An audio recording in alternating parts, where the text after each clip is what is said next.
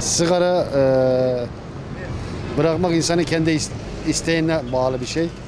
Yasak edilmesi, fiyatlarının arttırılması, sigarayı bırakmaya ne kadar etken onu bilmiyorum ama sigarayı bırakmak insanın kendi isteğine bağlı. Yani şu var, nikotin diğer sigara kullanmayanlara rahatsız ettiğinden dolayı belli bir yerlerde içilmesi doğaldır. Yani her yerde de içilmesi uygun bulmuyorum ama rahatsız olan insanlar da var. Yani sigaradan gerçekten rahatsız olanlar var. Belli bir yerlerde içilmesi doğru değil ama sigaranın bırakılmasında fiyatının arttırılması, yasağın konması bunları istatistiklere baktığımız zaman hala sigara kullanımının arttığını görüyoruz. Hatta kaçak tütün kullanıldığını da görüyoruz. Bunlar da etken değil yani. Bu Osmanlı'da 4. Murat zamanında alkolün yasak edilmesi gibi bir şey yani.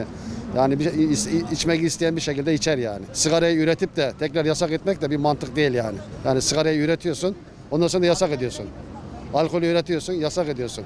Bu mantık değil. Halkın gerçekten şuurlu bir şekilde bilinçlendirilmesi lazım. Niye yasak edildiğini bildirilmesi lazım. Gerçeklerin gerçekten anlatılması lazım. Halkın gerçekten bilinçlenmesi lazım her konuda. Sadece sigara değil. Kanunun yasak koymasından dolayı değil. Kendi vicdanıyla başkalarının rahatsız olduğundan dolayı empati yaparak kendiliğinden içmeyecektir zaten. Empati yapacaktır. 50 yaşına girdim. Ağzıma şu anda çok şükür ağzıma sigara koymadım.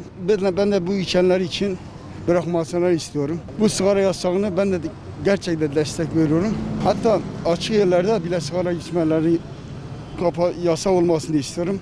Hem insanın malına hem canına çok zarar ediyor.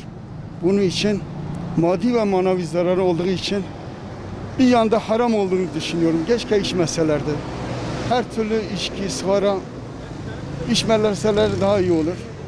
Ben bunun için dediğim gibi her yıl binlerce kişi bu akciğer kanserinde bu kötü kokuların, kötü alışkanlar yüzünden hayatını kaybediyor. Bence bırakmaları lazım. Kim yapmışsa en doğru kararı vermiş. Gerçekten de öyle olması lazım. Çünkü adam sigara içmiyor. Örnek olarak ben sigara içmiyorum. Arkadaşlar kafalarında da bence içiyorlar da.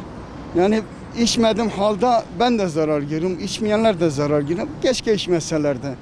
Ben iyi bir karar olmasını biliyorum. Keşke devam etsin. Keşke de herkes, bütün insanlar buna uymaları lazım. Denetim yok. Bunu açık ve net söylüyorum, denetim yok.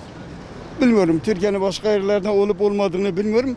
Şanlıurfa'da denetim yok. Eğer Şanlıurfa'da kim bu işe bakıyorsa, bu işe ilgileniyorsa mutlaka kamu kurumları ve toplum halde çalıştığı yerlere mutlaka gitmeleri lazım, teftiş etmeleri lazım.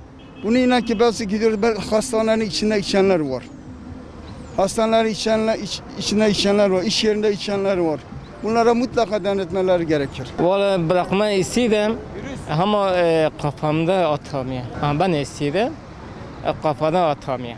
Bundan sonra ben inşallah kendimi zorlamayayım, yavaş yavaş azalacağım, bırakmak istiyorum. Kapalı yere içmeyeyim. Ben ilk defa şimdi sabah kalktım, daha sigara içmemişim.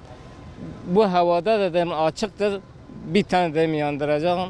Siz karşımda çıktı.